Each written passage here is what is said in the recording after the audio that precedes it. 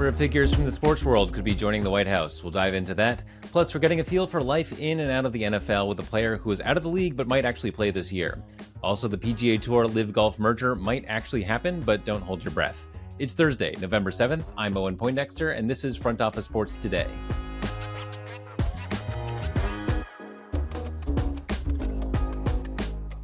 In today's episode, we're looking at who from the sports world could join the Trump administration and how one NFL team in particular is likely to be affected. Later, we have a great, wide-ranging conversation with Justin Pugh, who spent 11 seasons in the NFL and is now dipping his toes into the media side.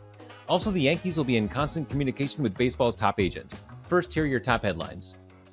Missouri has become the 38th state to legalize sports betting, and by an incredibly slim margin. According to the Missouri Secretary of State office, the amendment to the state's constitution passed with 50.1% of the votes for yes compared to 49.9% for no. The amendment will take effect in the next 30 days and guarantees that sports betting will be allowed in the state by December 1st, 2025. Jason Kidd is the latest former Suns and Mavericks point guard turned head coach looking to invest in soccer, joining former teammate Steve Nash.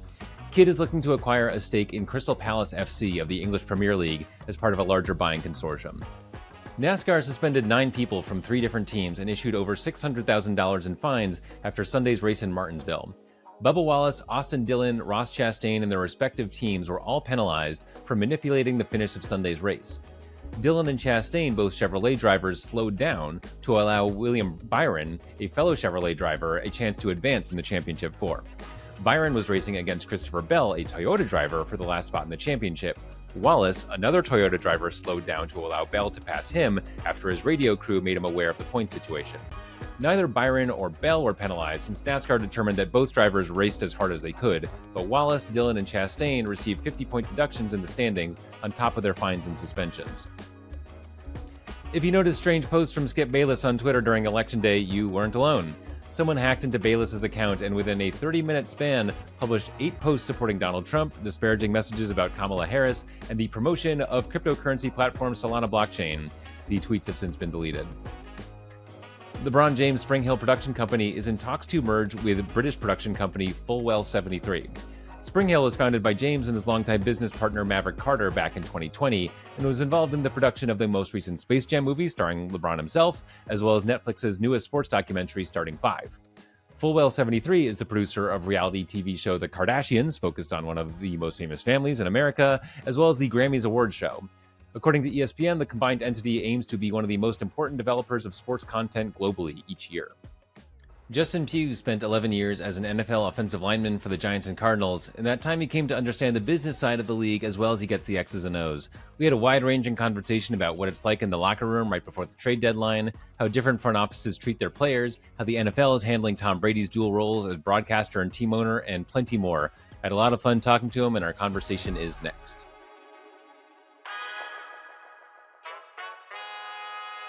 I'm joined now by former New York Giant and Arizona Cardinal, Justin Pugh. Welcome, Justin. Oh, what's going on, man? How are you? So we're kind of in the midst of like the trade deadline at the time of recording is a few hours away. You've been in locker rooms, or I don't believe you've been traded ever, but you've been, in rooms where not everyone's going to make it through the week necessarily in the same jersey. What's that feeling like? Are people talking about it? Is there a vibe to it? There's like this spookiness that almost like a fog that sits over a locker room that's getting ready to trade a player. And I was in one last year. We traded Leonard Williams from the New York Giants to the Seattle Seahawks. And got to give a shout out to my guy, Joe Schoen, the GM of the New York Giants. He hasn't got a lot of love lately. Saquon Barkley has kind of like rained on his parade. But last year, he went to Leonard Williams and said, hey, we're looking to trade you. We're getting offers. A second-round pick is a very good pick for Leonard, who's a great player. And he let Leonard Williams sign off on getting traded to the Seahawks. And there was an article about this. You could look it up for the more nuanced details. But thought that was a pretty cool thing for a general manager to do. It's like, hey, I'm going to trade you to this team. I'm not just going to trade you to – looking back at the New York Giants previously, trade Dave Gettleman trading Odell to the Cleveland Browns, kind of sending him to like the purgatory of the NFL. It was a cool thing to see with Joe Schoen, but there definitely was like an eeriness over the locker room. Like, hey, guys might not be here. And it's very similar to the end of training camp when guys are going to get cut. And you're kind of just sitting there on eggshells, like, hey, am I the guy to go today? And it was interesting to see for sure. And do you see, I mean, know you've only played for two teams, but, maybe with different organizations, and I'm sure you talk to other guys too. Like, is there a range of how front offices handle that situation of like, you might be on your way out the door or, whatever it is, you might be cut tomorrow, that kind of thing? Yeah, some GMs don't talk to the players. Some GMs are very cold. And if I was a GM, I'm a very personable guy. I would love to know my guys, and I would probably be a bad GM because of this. I would get to know them. I would get to know their families because I truly believe a great team needs to have that. You need to have a bad guy. I'd be the good cop. I would need my bad cop. And some GMs are the good cop and some are the bad.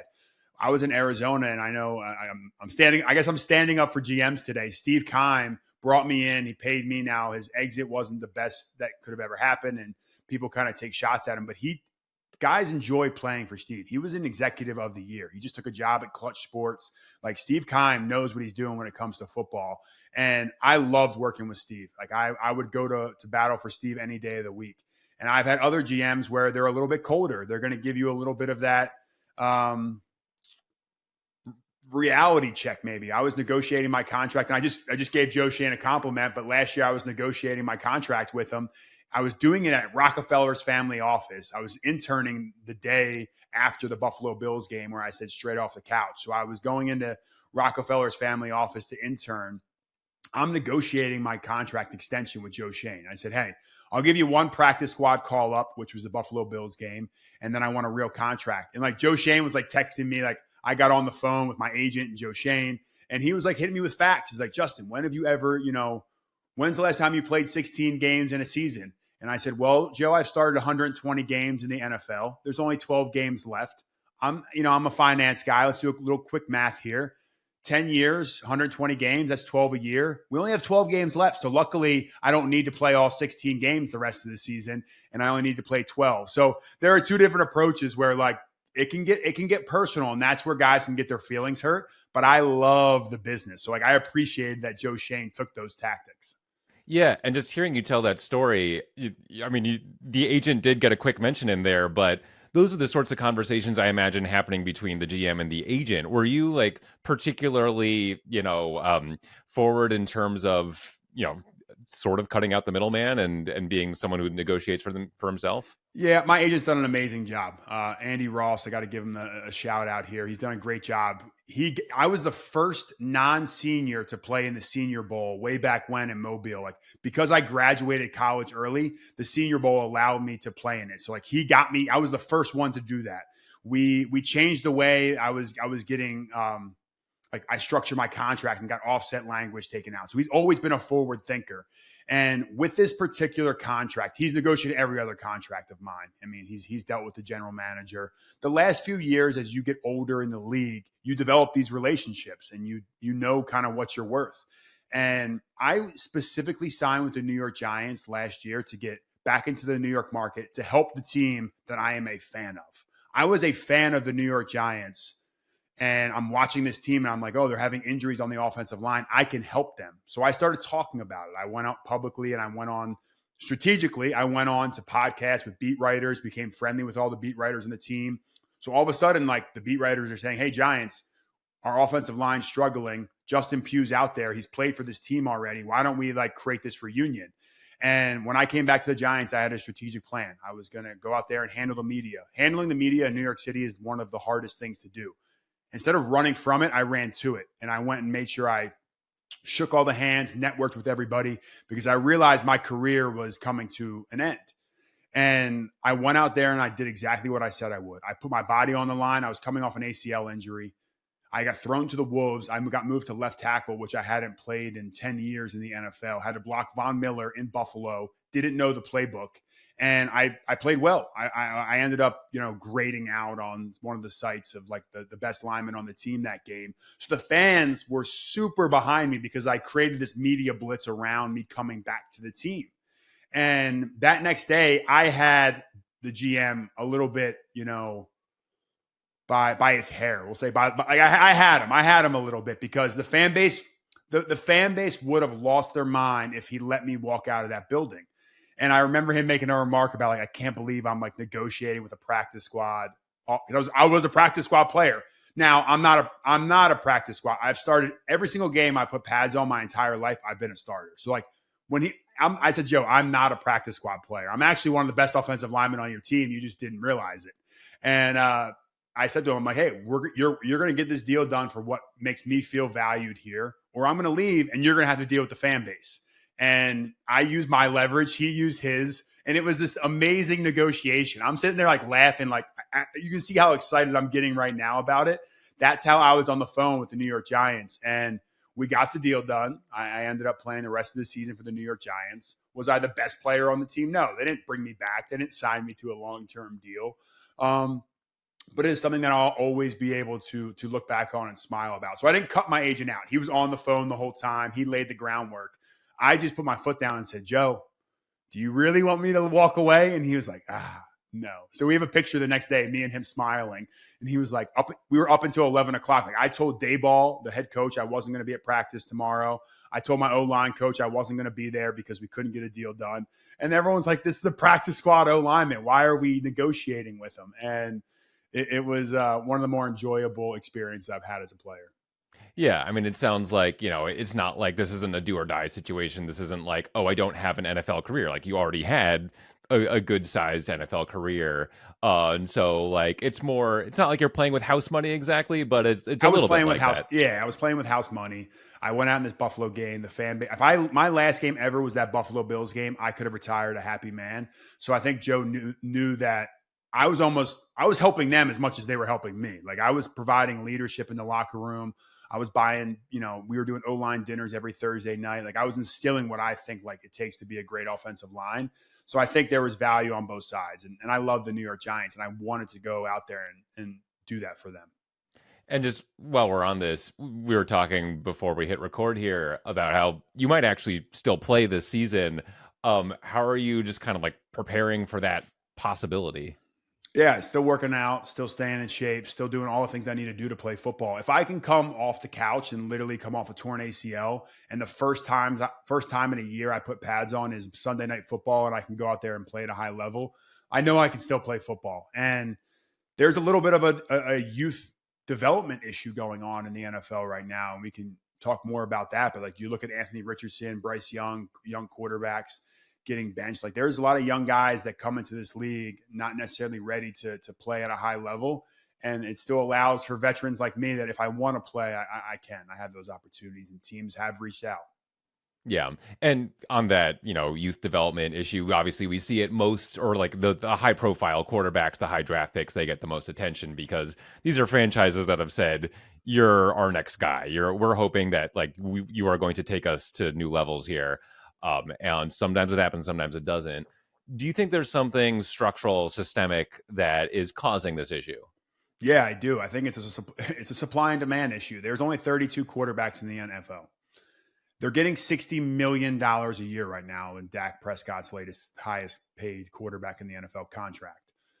If you are in college and you're not prepared, but it's a soft and it's a weak quarterback class, why would you ever go back to college let's just take Anthony Richardson, for example, and play another year where you could get hurt, where you're not going to make that much money, maybe none at all, depending on where the NIL stands at the time. Now going forward, I think NIL will help this problem.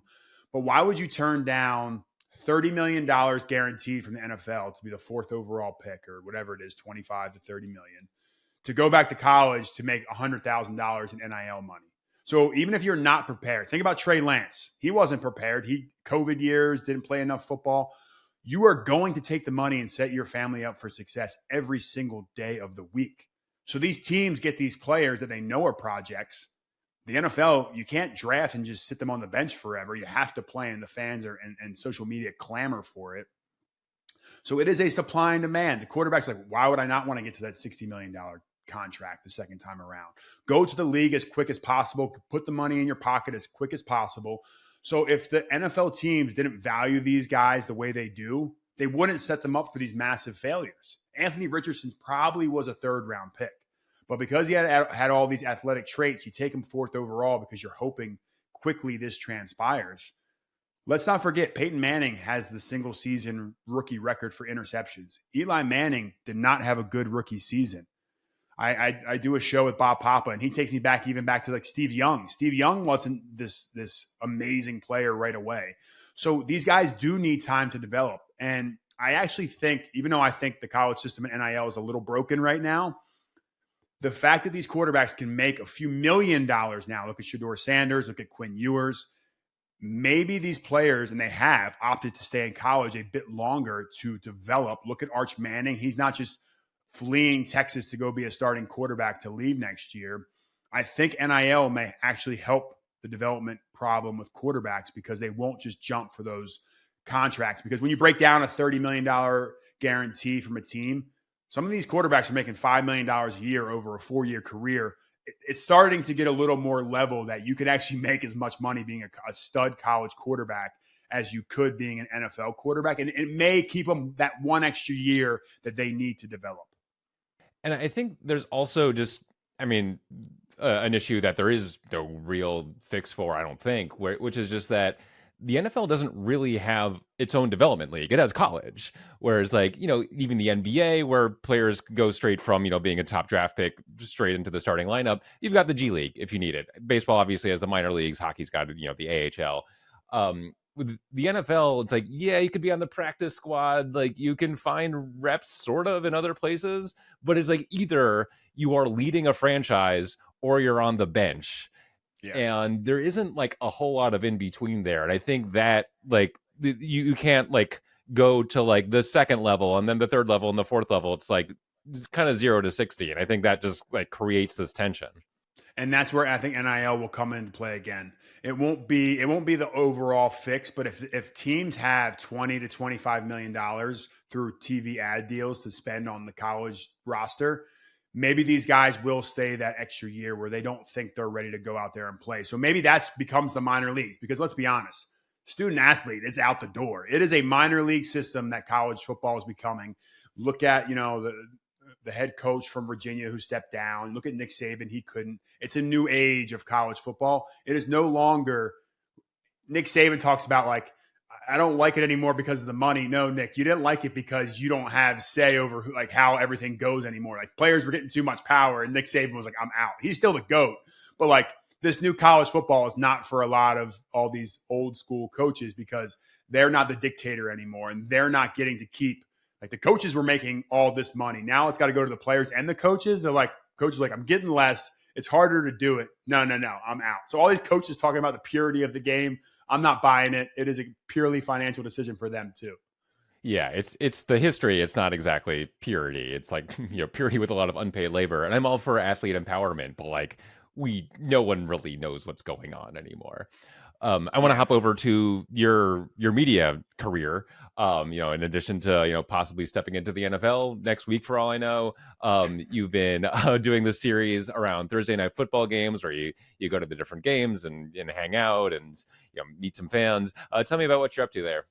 Yeah, so when I went back to the Giants, I started that podcast. It was called Net Worth with Justin Pugh, where I talked about the ecosystem between fans, players, teams, and money. How money kind of rules all of our games, whether you know it or not. We put in a hip drop tackle. It's not because, yes, we care about player safety, but we care about keeping our stars in the field because that's why the gambling networks are paying so much money. That's why Netflix is paying $100+ million for the Christmas game. That's why Amazon's paying $100 million for the Black Friday game. We want stars in the field to pay the bills, not just to stay healthy. There's two sides to that equation, which is a good thing because players trade their health for money, more money. It's the better trade for the players. So that's how the ecosystem works. So I wanted to explain that to people, to fans, to players, everybody that would listen. And as I continue to go more and more down this path, I realized the fans are the key. I knew that already, but I'm I need to go see what the fans experience. I've already experienced how the players have, how we live our lives and how our perspective is formed. I need to get into the trenches with the fans. So I decided that I was going to go to every Thursday night game. I wanted to do Sundays because that's where the true tailgates happen. And a lot of these traditions are alive. I work with ESPN on Sundays, so I cannot go and travel to every Sunday game and pick the best one. We're you know what? Let's do Thursday. Amazon's an awesome company. They put on a first-rate production, and we'll go see what it's like to be a fan. So the first game I go to is the Chiefs-Ravens, where the Ravens missed by a toe And it was the most amazing experience I've ever had. Sitting next to a fan that had a couple beers, he was loving life. I told him, hey, I played in the NFL for 11 years. Now I want to see what it's like to be a fan. He tells me all about Kansas City's traditions. I did Miami. I did the Giants in New York. I did the Jets in New York. I did Atlanta. I did New Orleans. I did the Rams in LA. And this week we're going to the Baltimore Ravens. And I've gotten to see how different fan bases tailgate. Some don't at all. Like in New Orleans, it's a big bar scene. How some fans in stadiums spend their dollars. Like the Falcons have created this group called the Dirty Birds Nest, where they have like a preferred tailgate. They have a section in the stadium where these fans sit and they have chant. It almost feels like a European soccer feel. They have these chants, and like the Falcons ended up being one of my favorite experiences. The stadium is probably the nicest in the NFL. They really have allocated their dollars wisely, and they have this fan base that like does this whole thing in the third down. They do a swag surf. You've seen Kirk Cousins talk about it. So I was very pleasantly surprised. Whereas like New Orleans, who's their rival, not as good as Atlanta. And just funny to see how these different organizations treat the fans and how the fan experience actually is. Yeah, and you mentioned, the challenges of playing in New York because, it is like the media capital maybe of the world. And I'm wondering, like in a salary cap league where you can't just be the Yankees and say, we're just going to spend whatever we want to spend. Are there are there advantages, disadvantages? Like how hard is it to play in New York and to be the Giants or the Jets? There is more pressure playing in organizations and in cities like that, which is the best thing and the worst thing that you could possibly ask for. And, look at Dallas Cowboys and how Jerry Jones and Dak Prescott. I mean, Jerry Jones didn't spend any money this offseason. He tried to play poker with his two best players, failed miserably, paid them both the highest end of the market, didn't get Derrick Henry and said, I don't have any money. If you were just paid Dak Prescott January or February 18th of last year and CD Lamb, the money you would have saved by not playing poker could have paid for Derrick Henry. So like playing in a market like that overemphasizes. And New York is I think the media capital of the world. I mean, LA probably would argue with that. I also think it's the financial capital of the world. I'm sure like the Middle East and Singapore would argue with that as well. But it has so many good things going for them. The fan base is so passionate that there is a pressure to perform right away. I believe you have to treat players different in markets like that. You have to redshirt players in markets like that. Let them sit for a year to actually learn how to live in that city, because most of these guys aren't coming from a Manhattan, or I grew up in Philadelphia suburbs. Right. They're coming from like Alabama. Exactly. And you don't know how to live in an apartment and not be able to walk outside and like go for a walk or like, whatever it is. You need to almost redshirt in New York City. Aaron Rodgers has almost gotten eaten alive by this New York City media. And he maybe is the most well-prepared. Like he was talking about running for vice president and then he came back to play quarterback for the Jets. So it's just like, you need a different skill set to be a quarterback in New York, to be a player in New York, period, because confidence is everything in the NFL. And that's why you see so many players leave and be successful elsewhere. I happened with me. Like, I was, a very good offensive lineman for the New York Giants. Started every game in my 5 years that I was there and on the field. And I left Arizona and played my best football in Arizona. I played really good football in New York. I was one of the best guards in the NFL. But it was easier to play in Arizona than it was in New York. And I missed that, though. I missed that pressure of being in New York. Because if you were successful and you were good, all the things that come with it also are unlike any city. So the pros and cons are there. It just takes a certain personality, and it has to be accounted for when you draft, when you sign free agents, and go through that process. Yeah, that makes a lot of sense. Finally, you've had plenty to say, good and bad about a few NFL organizations. The highest paid NFL analyst right now, Tom Brady, is not really supposed to do that. He's not supposed to say bad things about other organizations, about officiating, which he did last week. He said, he critiqued the call on ejecting a player.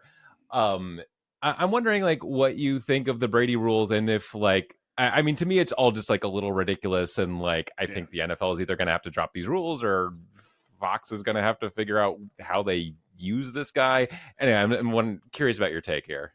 If I own the Kansas City Chiefs and we're playing the Oakland Raiders, who are trying to beat us and trying to take over like the AFC West, I'm not letting Brady into my building. Like, if I'm the Chiefs, I'm not letting Brady in. Like, yes, he can call Patrick Mahomes on the side and be like, hey, meet me at this hotel. Most players are going to oblige because it's Tom freaking Brady. I've learned one thing in my time in the NFL is you don't mess with NFL royalty. You just don't do it. You don't mess with the Mannings. You don't mess with Larry Fitzgerald. You don't mess with Tom Brady. There's just certain names you don't mess with because they're good for business. Now you add the Kelseys into that. You know, they have that NFL royalty status, and not everyone has to play by the same rules. And Tom Brady, I guess the rules are there. Will they be strongly enforced? I doubt it. He's a unicorn. Like, he's, again, every time you like end a sentence with, yeah, but he's Tom Brady, it's just like the rules will not apply up until a point. I mean, maybe if there's some type of competitive advantage that's realized and it's like, oh, Brady came into the Chiefs locker room and he saw some things. But I highly doubt the NFL is going to mess their money up because everything comes back to the dollars. And Tom Brady drives more eyeballs on games. He's good for the growth of the game. Maybe the NFL will say, hey, Tom, we're going to need you to go over to Europe, help us grow that. We're going to need you to go here, do that. So Tom, it's going to be a little give and take. And I doubt the NFL will ever run Tom Brady out of town.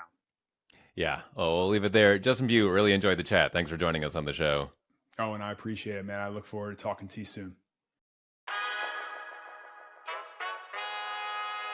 Yankees GM Brian Cashman and the sports top agent Scott Boras are going to have plenty to talk about this winter. Boras represents Juan Soto, who the Yankees very much want to retain, and he also represents the players who might be plans B and C if Soto goes elsewhere, those being Pete Alonso and Alex Bregman. You will see people out there saying that if the Yankees don't re-sign Soto, they are no longer the Yankees, and that's true in a way. But the reality is that if we're talking about the Yankees as the team that just inevitably gets their biggest targets, they stopped being the Yankees a long time ago. Shohei Ohtani went to the Dodgers, Bryce Harper is a Philly. There are plenty of other examples because there are now other teams that will spend comparable amounts to the Yankees, namely the Mets and Dodgers. Speaking to reporters earlier this week, Cashman said he's spoken to Boras about Soto and Alonso, and, quote, he'll get a feel for the dance steps that Juan Soto wants, and he'll keep us in the loop. He went on to say that they'll put their best foot forward, and they'll either end up with him or they won't, and if they don't, they'll find other good players. It's not the Yankees of old, but those Yankees didn't have to deal with the Dodgers giving $700 million to Ohtani, or Steve Cohen trying to spend his way to a Mets World Series. Really, the Yankees have pretty much stayed the same. It's the rest of baseball that's changed. The election of Donald Trump could have significant consequences for the New York Jets. In Trump's first term, Jets owner Woody Johnson was appointed ambassador to the United Kingdom. It's possible that he could be reappointed to the same job. If history repeats itself, his brother, Christopher Johnson, could reprise his role running the team in Woody's absence. While Woody likely has time before any potential appointment to do things like hire a new head coach and set the budget for next year, if he's gone for multiple years, Christopher or whoever steps in will have a big impact on the team. Last time, Christopher oversaw 4 straight losing seasons, which involved the firing of 2 head coaches and a GM, and the hiring of Robert Saleh, who was fired earlier this season. At this point, many Jets fans would just like an entirely different family running things. Dallas Mavericks owner Miriam Adelson contributed $100 million towards Trump's election, and one imagines she could have influence in the administration if she wants it. It's not clear if that would have any real impact on the NBA team. Patrick Dumont, whose family bought in with Adelson, governs the team's basketball operations. My colleague Margaret Fleming has been looking into who else from the sports world could join the next administration, and she joins us next. I'm joined now by breaking news reporter Margaret Fleming. Welcome, Margaret. Hi, Owen. Hey, great to have you on. So we were just discussing how Woody Johnson could perhaps reprise his role as UK ambassador in the second Trump administration. Who else might we see from the sports world in the White House? Yeah, there are tons of people that were there before and could be making a return. Woody Johnson was at Mar-a-Lago on Tuesday night at Trump's sort of campaign celebration. Trump has not necessarily said what he would want Woody to do, if he would want to send him back to the UK or do something else. But the New York Post reported that it's been understood by many in the Jets administration that it's likely that he could go back to some kind of position in the Trump administration, which would mean that he would leave the Jets. Last time his brother Christopher took over for him. But outside of that, there's plenty of people. Linda McMahon, the former founder and president and all that of the WWE. She was formerly in charge of the Small Business Administration. She stepped down from that role to then run a super PAC to help get Trump reelected in 2020. So and Trump called her a superstar, said she did a really great job. So definitely someone that could be picked, could be tapped, and she said that she suggested that she's, quote, ready to serve again. So she definitely is someone that could be making an appearance. Dana White, the CEO of the UFC, is a really interesting person here to look at. He's been a long time friend and supporter of Trump's political aspirations, and was given a moment in the spotlight. Trump invited him on stage during his victory speech in the early hours of Wednesday morning. And if that's not some kind of, endorsement, I don't know really what is, to be like, you should come talk during the, Dana White introduced Trump as well at the RNC, and usually that's something reserved for family members, and Trump had Dana White do it. So that's definitely somebody that I think is high on his list.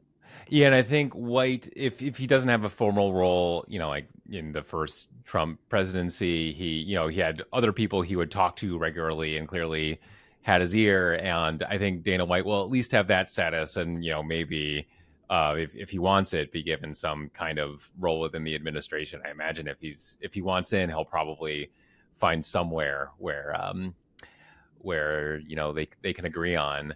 A couple other interesting names. We've got former Senate candidate Herschel Walker, who Trump has mentioned as potentially in charge of missile defense.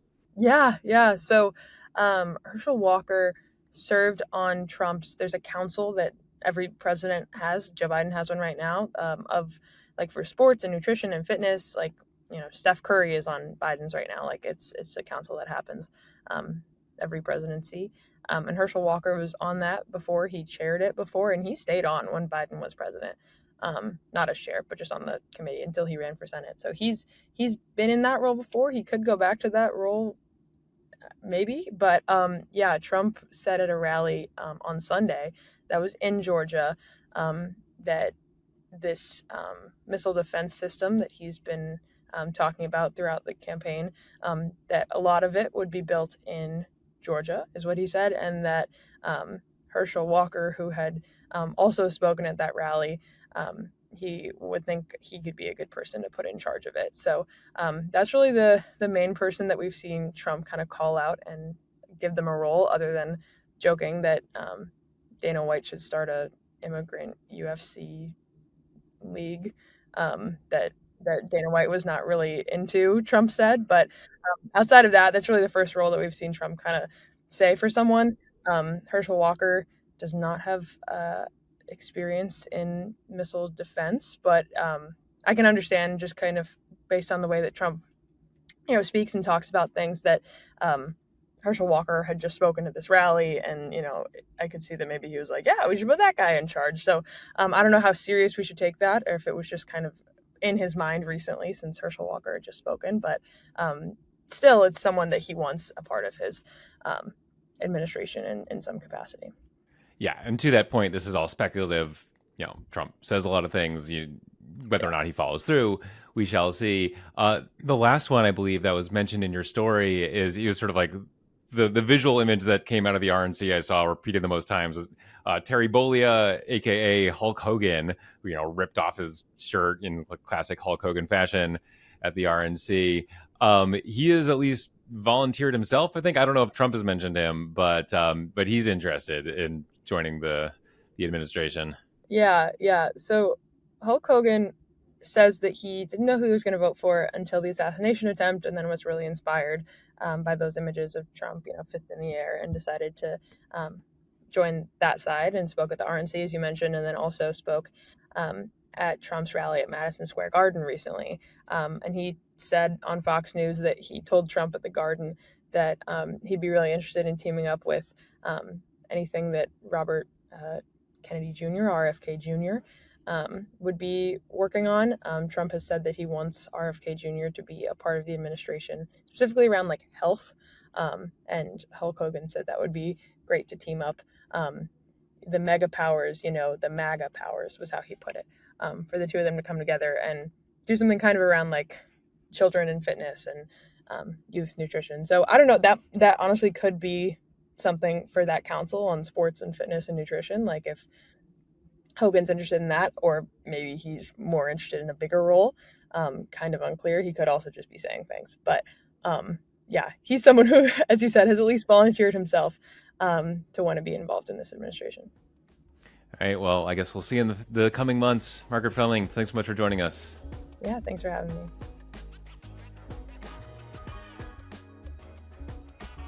Time now for Front Office Sports Tomorrow, where we look ahead to what's coming in the business of sports. Over the weekend, reports began popping up that the PGA Tour and LIV Golf had finally agreed to a merger. Sources tell Front Office Sports that those reports are premature. There's pressure to get a deal done by the end of the year so that the two sides can figure out their schedules, but there are reasons that they have been negotiating for 17 months with no deal. Finding an appropriate balance that honors the huge commitments LIV Golf made to its golfers and the loyalty shown by PGA golfers, while also navigating antitrust issues and coming away with a product that works for players and fans, it's a hard enough problem that it hasn't been solved yet. Whether the pressure of another unofficial deadline helps at all remains to be seen. That's it for today. Leave us a rating and review wherever you like to tune in or share this episode with a friend. Thanks for listening. We will see you tomorrow.